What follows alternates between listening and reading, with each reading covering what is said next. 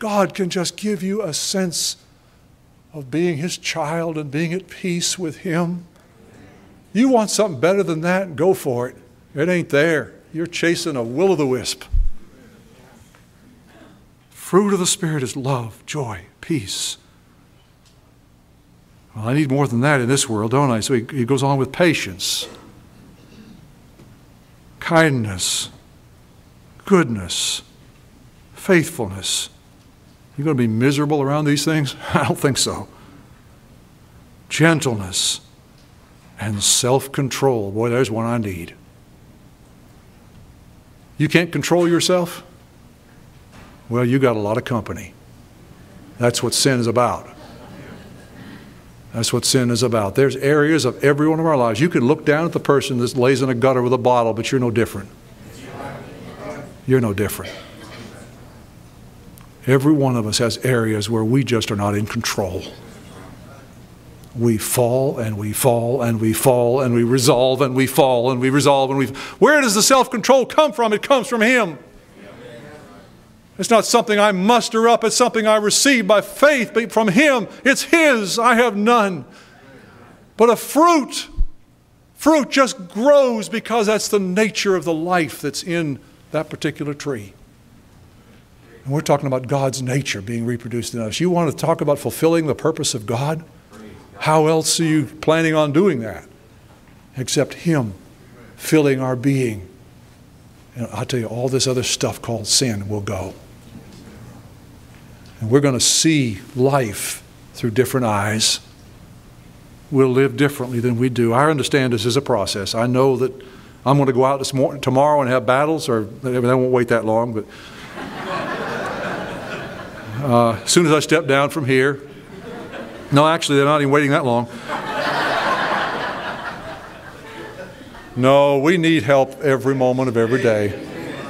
God has a way of reminding us just how much we need Him. You know what it is that causes us to try to do it on our own?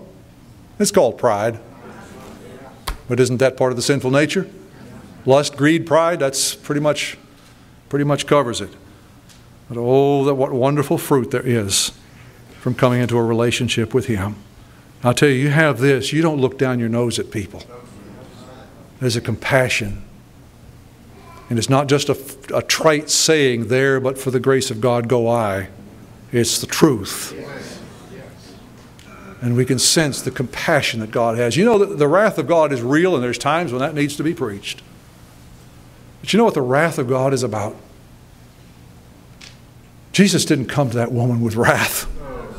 She was a poor, helpless sinner who needed hope and needed help and needed somebody to open up truth to her, give her away.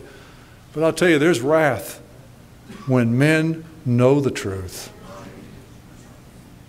and they harden their hearts. They defy God. They shake their fist and say, I'm going to do what I want to do. Go to hell, God. I don't want you. I'm going to live for myself. I'll tell you, there's nothing left. You think God can allow such as that to go on in His universe, knowing the power of sin to destroy? You know, why don't you fall in love with something benign like cancer? Think about it. You want to have a good tolerant spirit towards cancer cells? No. You hate them. You know what they do. They have a destructive power. Sin is a lot worse. And God has set Himself to do for us what we could never do, is to deliver us from its terrible power so that we can fulfill the purpose for which God made us in the beginning. After enumerating these wonderful fruits, He says, against such there is no law. Those who belong to Christ have crucified the sinful nature with its passions and desires. Since we live by the Spirit, let us keep in step with the Spirit. This is getting down to the practical moment by moment, day by day thing. This is what we're in the school to learn. What none of us have arrived at, none of us have graduated, but this is God's plan. It's for Christ to so live in us by the Spirit that we find a power to change and to become like Him. He goes on, he says, let us not become conceited. Oh, what a trick that is. I'm really getting somewhere now. I'm getting spiritual. Oh, no, you're not. Nothing spiritual about being proud of your spirituality. Let us not become conceited, provoking and envying each other. And of course, he goes on to describe if someone is caught in a sin, you who are spiritual should restore him gently. That's the context here. And this is the passage where he warns about the consequences of two different ways to live. You know, those who sow to the flesh, those who sow to the Spirit. I don't know, I hope this is a little different, deeper perspective of what sin is about. Just get this picture out of your head about a God who's a killjoy, makes rules. He made us for a reason. He designed us to work a certain way. Any violation of that is destructive. It leads to ruin. It leads to slavery. It leads to death.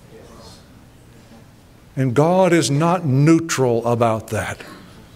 When he said to the Israelites, he enumerated all the blessings of obeying him and keeping his laws. He enumerated the terrible curses that would come if they didn't.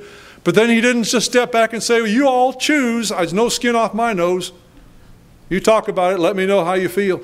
He said, I've set before you two ways, life and death. But then he said, therefore, choose life. And on another occasion, through one of the prophets, he said, why will you die? And even when the Pharisees persisted in their hatred of him to the point where they were ready to kill him, he looked at Jerusalem and said, oh, Jerusalem, you that have killed the prophets, how often would I have gathered your children like a hen gathers her chicks? But you would not. And he talked about the judgment that was to come. Were those tones of denunciation and anger? He wept. It was with brokenness of heart. I tell you, that's how God looks at this world. He made us for an amazing purpose. He designed us to live with him and to know him. And he's made a way for every one of us to come into that kind of a relationship through Jesus Christ. All of my confidence is in him. None is in me. He died for me. He lives for me. He lives in me. My hope of winding up on that shore like him in that day is because of what he has done. And I pray that everyone who may hear this will find that hope, because your hope is in Jesus Christ. I don't want to be caught and held by the power of sin. He has broken it through the cross and through his life. To him be all the glory for now and eternity. Praise God.